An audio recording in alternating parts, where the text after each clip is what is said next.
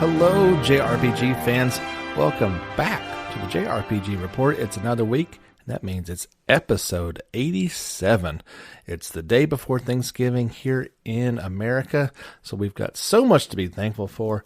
And first and foremost, we are thankful for, well, not first and foremost, but as far as this podcast goes, we are thankful for our awesome Japanese role-playing games. They give us so much joy. And I want to just start off with a quick question as I try to do a little preemptive strike. And this one's not gaming related, but it ended up going in that direction. So yesterday I asked, what is the best Thanksgiving food? I thought I might get a few interesting questions. Maybe people are busy and or different responses and didn't get a ton of feedback on it. For me, because I think it's uniquely Thanksgiving, I love dressing, stuffing, whatever you want to call it. I don't care if it's out of a box or out of the bird. Give me some gravy and watch out, right? Now,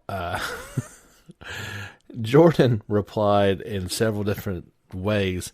He took it to, he said, how about most of the food from FF7? He said, I get so hungry when I'm playing that game. And my response was, unfortunately, that might have been one of the best parts of that game. Poor FF7. He said the food in the Tales games also makes him hungry. He said, in all seriousness, his favorite dish is green bean casserole or pumpkin pie. Those are both noble choices as well. And I'm pretty sure between every year with once you get married and things get complicated, you end up having not one, maybe not two, but like this year, most years, we've got 3 Thanksgivings spread out over the course of the week. Pumpkin pie is going to be at all of them, but we're definitely doing a green bean casserole for Thanksgiving at our house. I asked, why is it that these games have such delicious foods? And you've got Trails of Cold Steel 3 has their own take on cooking, which is, not only do you get a good choice, but you get a bad choice as well with interesting results. I really like how they do that mechanic. But if you want to head over to the Facebook page and give your thoughts on what your favorite Thanksgiving food is, be my guest. A strong runner-up, but not strictly Thanksgiving. For me, we do get it other holidays. Here in the South, deviled eggs are a staple of our Thanksgiving traditions, and you may not even know what I'm talking about. But, and if you do, you may be like, ugh, it's terrible. Anyway, we've got such an awesome, super thankful that we've got such a good show this week. The lead, and maybe you've heard about it to this point, maybe you haven't, is going to be all the Final Fantasy VII Remake details that have come up. A huge article. I'm going to break it up into 2 sections. So we're going to talk about all the news and details that they released. And then at the end of the podcast, I'm going to go over the interviews. There were 11 developer comments that were thrown in there, so that's going to be a whole section unto itself. There was one other big piece of information, but it's not solid, so I'm going to push it back. But anyway, here are all the juicy details that you have been just clamoring for. 2 new visuals popped up, and so let's talk about these separately. The first one is Barrett with Marlene on his shoulder, and they are at the Section 5 Slums Church overlooking the flower garden. It is a beautiful, beautiful scene. It really kind of just tugs at some of the emotions that we're going to feel during this game. And these are classic images that are kind of remade in the effect of now what it would look like.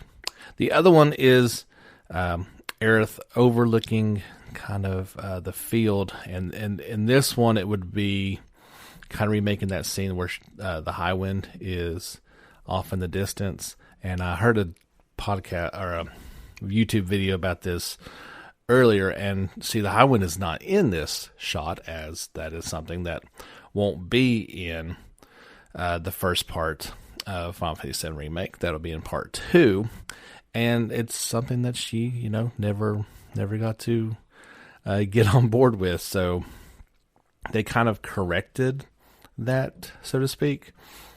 That's pretty cool stuff. You really got to see these images. Check out the Facebook page. I've got this whole big article linked on there. You can check it out. So they also gave a little more details about Reno and Rude. And like what they did before with Cloud and Barrett, it gives us some concrete backstory that we probably didn't know before. And even if you did know it, this is going to be the lore that they're going with. This is the story. This is what's going to be presented in the game. So about the Turks in general, if you don't want to hear this part, that's up to you. It's really nothing spoiler-wise. It's probably stuff, if you've played the original, you may already know, but maybe after all this time, the memories are a bit hazy like they are for me. So, about the Turks, the investigative sector of the General Affairs Department of the Shinra Electric Power Company. A small elite organization that carries out special operations. The Turks operate behind the scenes and handle everything from scouting out soldier candidates to protecting VIPs, intelligent activities, and even assassinations. Reno is a member of the Turks, with fiery red hair and a cynical smile. He always does his own thing. He is agile in battle and uses specialized weaponry to unleash a multitude of attacks. Rude is a giant with a shaved head and sunglasses. He is not one for mindless chatter and faithfully handles his duties. He does not carry a weapon, but rather fights using only martial arts that put his strong body to work. Here is some details about Avalanche. They are an anti-Shinra group acting to protect the planet. Mako is the life energy of the planet, and Avalanche alleges that Shinra Company is draining their planet's lifespan. There are currently several factions within Avalanche, and the group that oversees Midgar, which consists of Barrett and Company, is a dynamic one that does not hesitate to use force. What's really cool here is we do get just some new images, obviously along with both Reno and Rude. There's some new really nice images with them. We got some information about Avalanche, and now in particular about Biggs, Wedge, and Jesse, along with some really good new pictures too. So first, Biggs, he's a member of the anti-Shinra group Avalanche, the sharpest and most capable person on the team. He's in charge of strategic planning. He calmly follows Barrett, who has a habit of going wild one way or another. He has a tidy personality and loves taking showers and cleaning. Who doesn't love taking a shower? Wedge uses his connections and charm to gather information and conciliate with opposing forces. He also plays an important role in taste testing new menu items for Seventh Heaven. A mood maker, he is an indispensable lubricant of the team. Jessie is a member as well. She's in charge of procurement for Avalanche, getting everything necessary to carry out its operations, from explosives to fake IDs. She's also a skilled engineer and manufactures and sells things such as water filtration devices during income. She is caring and has a weakness for handsome men. So that's a bit more about some of the characters. We also got some information about the battle system, along with some really neat new screens to go along with that. So they talk about Classic Mode. Classic Mode can be activated by selecting Classic from the difficulty menu. In Classic Mode, all party members will act automatically with their ATB gauge filling up as they do so. In this mode, the player only needs to select their abilities, magic, and items they will use for their ATB charges. This brings the feel of the gameplay closer to the menu-based battles from the original Final Fantasy VII with the amazing immersive graphics of the remake. It is also possible to revert to direct control at any time during classic mode by pressing buttons on the controller. And one thing we did learn actually from this screenshot as well is that when selecting classic mode, you can see down at the bottom of this screen that they say the battle difficulty is the same as easy. So if you are hoping to kind of play in classic mode but get a normal or hard difficulty, at least right now, that's not going to be possible. It is going to be in easy. I'm okay with that. A lot of people may not be, or, once they get into it, and that's obviously something that can be adjusted as well. We even learned something new. This may be for all the characters, but right now they're talking about Cloud. Cloud can, quote-unquote, attack with his sword at close range with the square button and build up combos by repeatedly pressing square. By holding square, Cloud can unleash a radial attack. So this might come in handy when kind of surrounded. And it definitely, with something like this, it kind of pushes it more towards a action title and maybe away from, what we're used to with this title. But it sounds like you're going to be able to play it however you want to. His unique ability. The triangle button activates each character's unique ability. Cloud's unique ability is to switch between different fighting styles. He can switch between operator mode, which has a good balance between attack and defense, and Punisher mode, which is geared heavily towards offense. In Punisher mode, Cloud's movement speed is reduced, but his basic square button attacks are upgraded to even mightier blows. He also can unleash triple slash. Cloud slashes surrounding enemies with 3 consecutive strikes. Its power increases by hitting multiple enemies. And he has Blade Burst, which is a long-range attack in which Cloud fires a magic burst from his blade. It shows him kind of not quite striking the ground, maybe, but sending out, it looks like 3 waves of energy towards a distant enemy. So that's pretty cool. I don't think that's going to be obviously useful for aerial enemies, but it does give him some options to, don't have to attack just from close range. They confirmed that there will be weapon enhancement. By unlocking the abilities of the core materia in weapons, they can be upgraded to increase their power. This screen showed Cloud's Buster Sword, and the different options allow you to improve the wielder status or increase the number of materia slots available. So what this is kind of saying is you can upgrade your weapons. Obviously, if you want to keep on upgrading the Buster Sword, you can.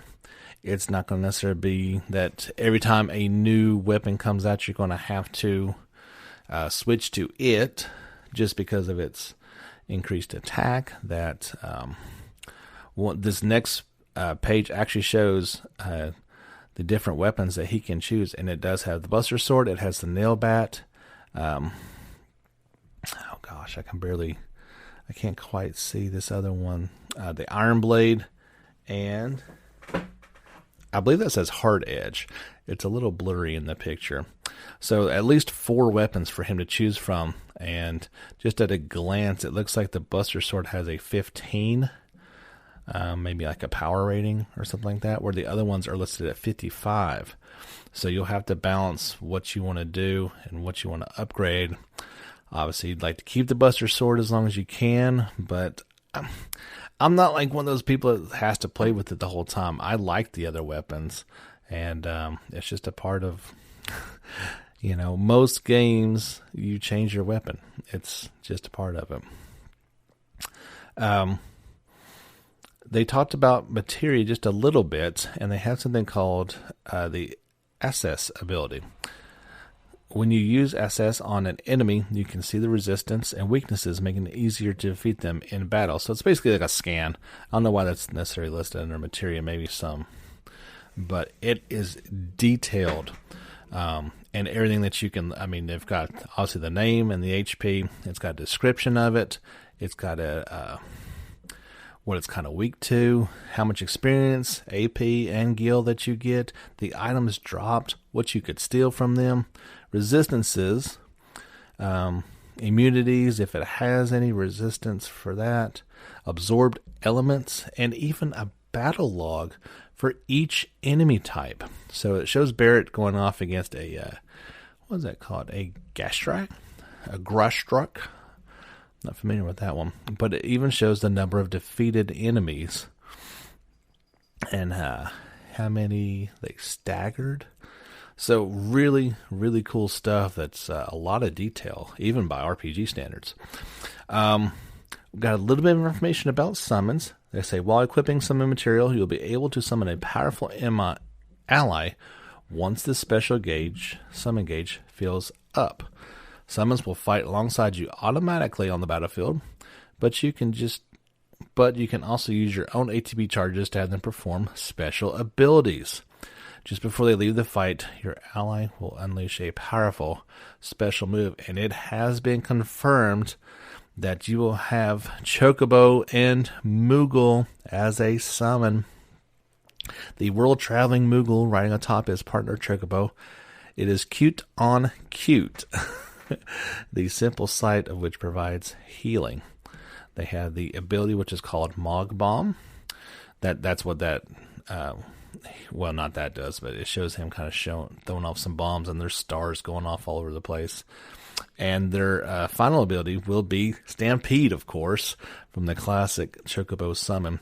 Chocobo and Moogle use their special move Stampede to run down the enemy with a herd of Chocobos, and it is just exactly as it sounds. Now, summons, I believe, are going to be a bit tricky. They have definitely said it's going to be when certain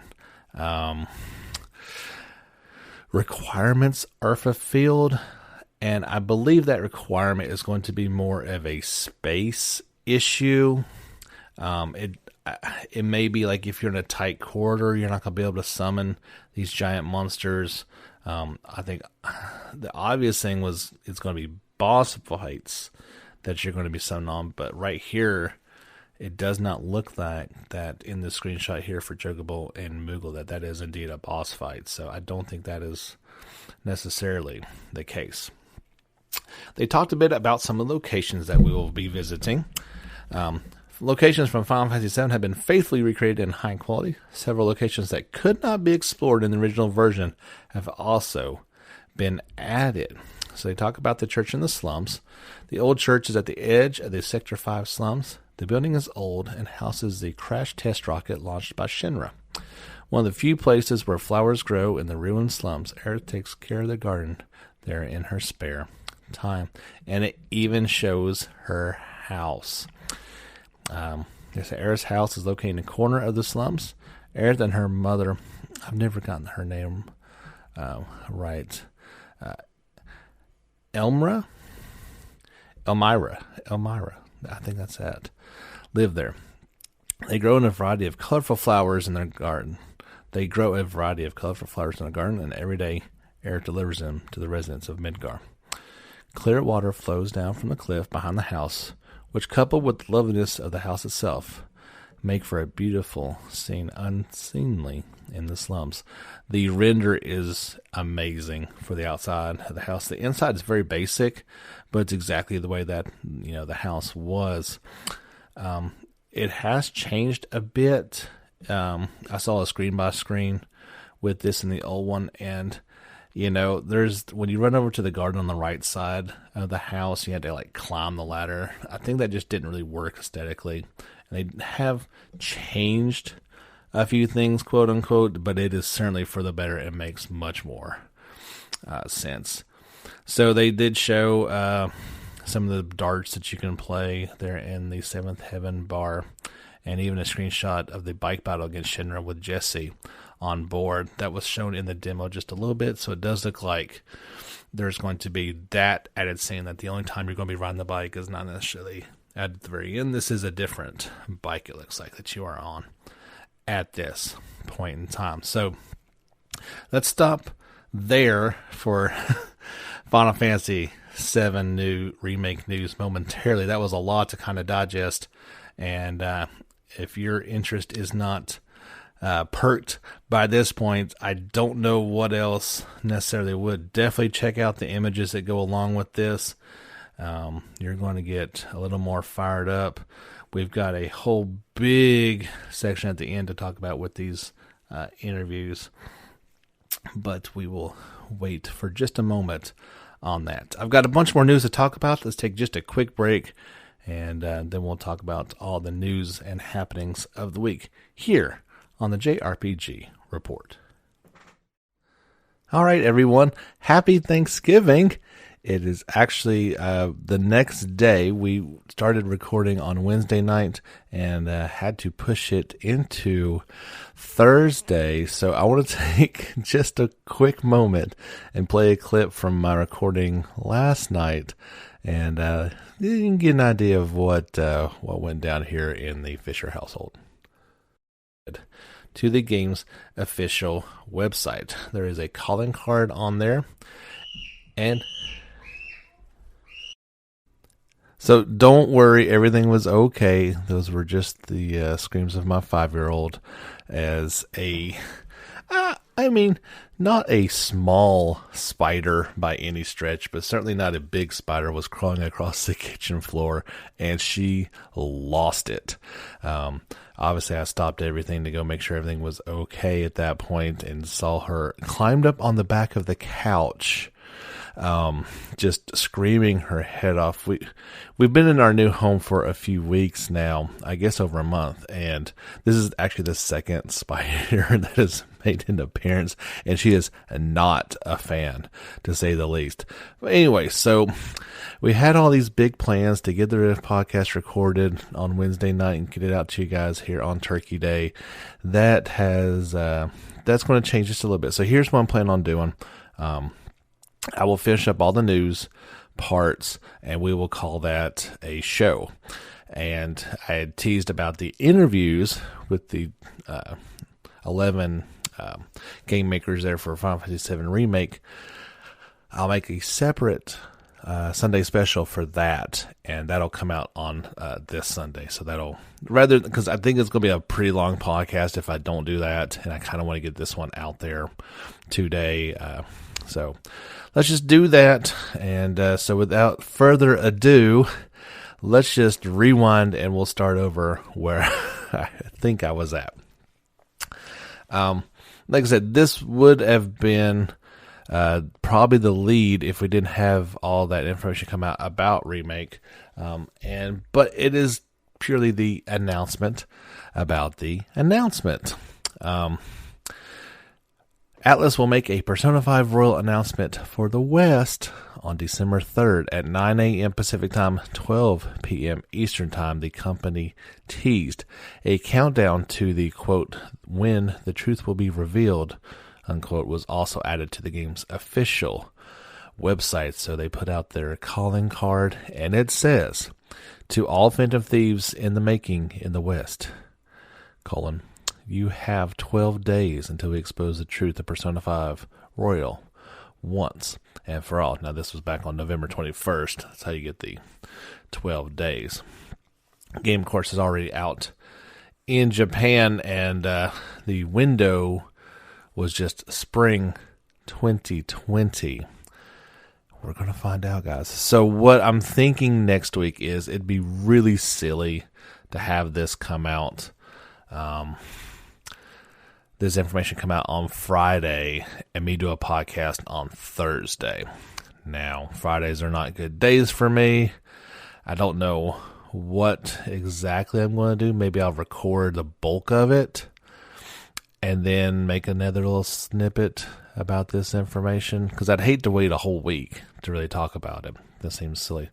So next week, you may get a slight delay in podcast time. It may be on Friday rather than Thursday. Anyway, so that's certainly exciting. We've been saying, hey, where's this Western release date? Why do we not have a firm release date? It seems kind of weird. It's still a spring time frame, but maybe we don't have to wait too much longer to get a firm date. Now, if I had to guess, I'm thinking April, maybe mid-April seems like a decent time frame for this. But you just never know. I doubt they want to go head-to-head with FF7 Remake. It seems like a bad choice for Atlas. But you just never know what these companies are thinking. And it's a money's thing. I would think they'd want to get it out before the end of the fiscal year in mid-April. So that seems like a decent idea, maybe the 1st of April then. In other Persona news, Atlas released the second Morgana's travel report for Persona 5 Scramble, the Phantom Strikers. It introduces the city of Sendai and character development. They say in addition to leveling up characters, various other growth elements are being prepared. Develop your favorite characters to battle with a greater advantage. They talk about a thing called Band. So they say the Phantom Thieves' bond strength, called Band, allows you to strengthen together parameters such as HP and attack power, and learn abilities that will prove useful in various situations. By allotting your band points you earn as you progress through the story and defeating enemies, you'll be able to strengthen the Phantom Thieves' bonds. There are actions called Monster Arts, which are character-specific actions. As you battle more and more, you will be able to add unique actions to that character. The more you play as one character, the more diverse actions will become. Of course, there will be a shop options. They say you can purchase equipment and items in the shop. In addition to shops set up by Sophia, there are also shops in each city and even possibly some local bargains. Just have a Eastern release date on this one for Phantom Strikers, due out on PS4 and Switch on February 28th, 2020 in Japan. So you can see the full story. It has the full Morgana's Travel Report number 2, as well as it breaks it down into just the Sendai part, which is about the new city, and the character development part, if you just want to get to each part of that in particular. We also got a new trailer. Remember, there's been a couple character trailers, first for Joker, and then Sophia. And this week, we got a new trailer for Morgana. You can feel free to check that out, or a favorite little cat character. And it'd be interesting to see how he is handled in Strikers. Really enjoyed his character in Persona 5. But I'm thinking he'll act a little bit differently than the other ones. Well, we had a bunch of other stories to get to, not quite as in-depth as that. We had, remember last week we had the first Trials of Mana character trailer come out, and that was for, I guess we're going to call him Duran, whatever it is. So I was kind of thinking, well, the game's coming out worldwide on April 24th, 2020. We'll probably get one of these every week or 2 weeks. Oh no. Square Enix says, we're going to dump 4 of them on you this week. So first we have, well, I guess these are not in any particular order. Here's Hawkeye. He hails from the desert fortress of Nerval, that's how you say it, home to a guild of noble thieves. He was raised as an orphaned ward of Flockham, the leader, together with his own children, Eagle and Jessica. Hawkeye comes across as a laid-back and charming young man, making it hard to tell when he's being serious. But at its core, Hawkeye is a fiercely loyal friend. Nothing gets past his honed senses and quick wit. We, of course, got the character prologue digest trailer for Charlotte, and she says that she is a half-elf young maiden from the holy city Wendell. Charlotte is the granddaughter of Wendell's priest of light. She looks much younger than she is thanks to the elfin blood in her veins. Perhaps because of this, she has been oddly coddled by the people who raised her in the temple. Charlotte's bright and outgoing personality can be both an asset and a hindrance. Though curious, she is superstitious and a bit of a scaredy cat. We also got a overview for Kevin. He is the son of the king of the Felurian Beastmen.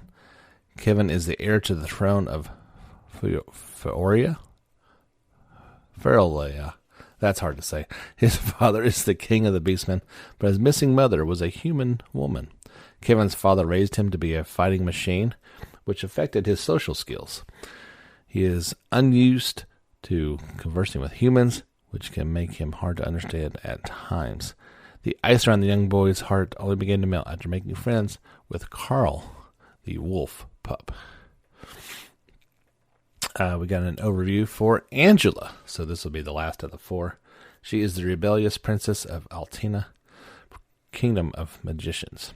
Angela is the only daughter of the true queen of Altina, the snow-covered kingdom of magicians. Because Angela's mother hardly spent any time with her as a child, the princess was prone to act out to get attention, wearing gaudy clothes and playing pranks on people in the castle. Despite this, her love for her mother runs deep.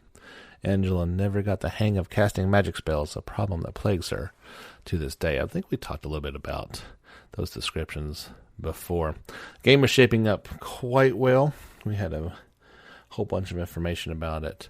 I believe it was 2 weeks ago. So, yes, we will get the rest of the cast of characters. I think there's a few more left. Maybe next week or the week after. And, wow, got a long way to go. I mean, we still got 5 months until the game comes out, so I'm a bit surprised they put so many of those out so quickly.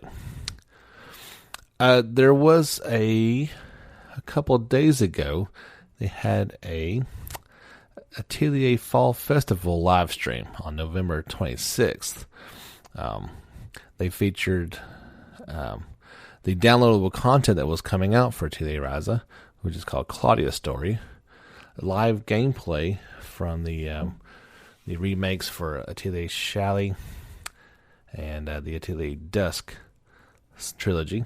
Details on Ryza and the Secret Market and Shiribumura event for Atelier Online, set to begin on November 23rd. I think that's a Japan-only game.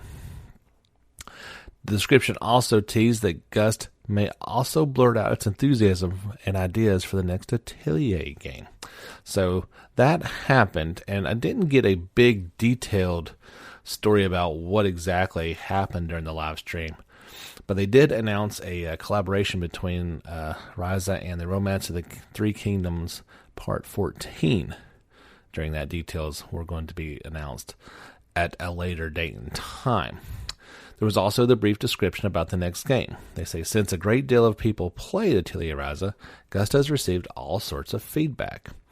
And to respond to such feedback, the team feels like they need to raise the base quality of their Atelier games.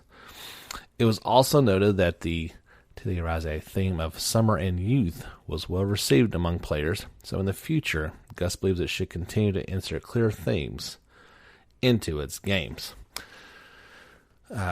Made a bargain with the wife that I believe this was the game that I would like to have for Christmas. We kind of pushed back on spend a whole lot of money on each other, and I was like, well, if we're going to do that, this is really what I want. And I think by then I'll be wrapped up with Cold Steel 3. So looking forward to finally playing and it's been a very popular title. A lot of people are getting into it, maybe their first Atelier game, and the feedback has been and response has been really, really, really high for it.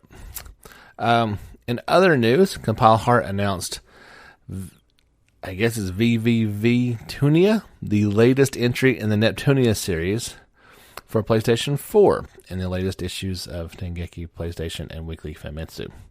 It will launch in 2020 in Japan and commemorates the 10th anniversary of the series and 25th anniversary of Compile Heart parent company, Idea Factory. VVV Tunia, is that 15? I'm not sure what's going on with that. Is a spin-off story where the four goddesses team up with a virtual idol unit, Mutual, to save the digital world of Virtual Land.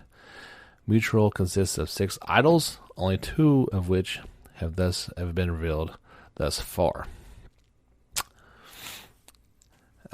So yeah, you knew there was another one. another one coming, and here it is. Here are a few other details about the game. Beat Tick is a system where Neptune and the others dance to a beat. Oh boy. You can also customize their costumes and accessories. Duga Butler is a system where you can scan a video to be converted into an item that can be used in the game. Equipment consists of cameras and guns. There is a system described as a step up from photo mode, which lets you enjoy cute videos from the characters. Textures and other small details are being made to be close to their illustrations. Of course, there was a teaser trailer going along with it, so if you've been looking forward to the next Neptunia game, you shouldn't have to wait too much longer. Last podcast, we had a big feature on Fairy Tail, and there was a new special trailer, they're calling it, for the game, which features various gameplay scenes from the opening parts of the game. So that trailer has been released, and you can check that out. Head over to the Facebook page, and you can check it out. The second major title update for Monster Hunter World Iceborne expansion will add the Stygian Zinguri as a huntable monster and will launch on December 5th. Capcom announced at Monster Hunter Fest 19-20 in Tokyo. The Stygian Zinguri has a symbiotic relationship with the Dracofuge bugs. Again, if it sounds like I haven't played this game, you are correct. I don't know how to pronounce these things. Which it releases like bullets and becomes even more dangerous when covered in light. The update will also include new weapons and armor sets, a new region in the Guiding Lands Tundra region, the launch of the first Astria Fest following the launch of Monster Hunter World Iceborne, and for the PlayStation 4 version of the game, the second and third Horizon Zero Dawn Frozen Wilds collaboration quests. Capcom will release a Developer Diary Volume 4 that fully details all these updates on December 4th, the day before that is made live. Of course, the game is available now for PS4, Xbox One, and PC. The base game is available now. The expansion is available for PlayStation 4 and Xbox One. The PC version due out January 9th of next year. It's another game I wouldn't mind getting into. There's only so many times for so many games. I just can't play them all. Maybe one day. Code Vein news. The 3 major downloadable contents included with the Code Vein Season Pass will launch in early 2020, Bandai Namco announced. The downloadable content will include new bosses, new story, new stages, new NPC costumes, and new customization parts including weapons, blood codes, and gifts. Additionally, a new update is planned for release in December, which will include Christmas-themed accessories and emotes such as new dances and new poses. That Season Pass is available for $24.99. The game is available on PS4, Xbox One, and PC. So it's definitely showing 3 DLCs as planned for early 2020 in the accompanying image that went along with this, in addition to the free update coming in December. Speaking of updates, we still don't have a Western release date for Ys 9, Monster of Nox, but Falcom did release version 1.05 update for the game, and so it added a new difficulty. So you've got easy, normal, hard, nightmare, and inferno already. But they felt the need to add lunatic mode to it. And so the first thing that pops into my mind, because I'm an idiot, is I go straight to Spaceballs and Dark Helmet calling to go to ludicrous speed. I mean, is Hard would probably destroy me. I can't even imagine Nightmare. Inferno sounds like something I wouldn't even want to look at. And now there's Lunatic difficulty. And we still don't have a Western release date for it. That's just kind of crazy. They are also going to fix some bugs and some other changes to the game. I don't understand why we don't even have like a window for this thing coming out in the West. It seems really, really odd. But that's where we're at now. One last story, and this one broke. It seems like this always happens. Like something little will pop up like moments after I record the podcast. We did get a release date for Langrisser 1 and 2, and it will launch March the 10th in North America and March 13th in Europe. March 20th, we'll see its release in Australia and New Zealand. Publisher NIS America announced. So if you've been waiting for these, I guess they're remasters, kind of a remake. We're talking about a Sega Genesis game, so it's pretty much a remake with modern, well, not, I wouldn't say modern graphics, but definitely like pretty good quality without losing it. I played the mobile version for a minute, and it was pretty fun. Strategy RPGs are usually not my cup of tea. I'm not very good at them. But it's something I want to kind of get into, and I've heard this one is excellent, so it might be something I would check out down the road. Of course, there was a really cool comparison trailer that they released for this, and so if you're a fan of the original, you can kind of look back like, whoa, this is what games used to look like, and you can go from there.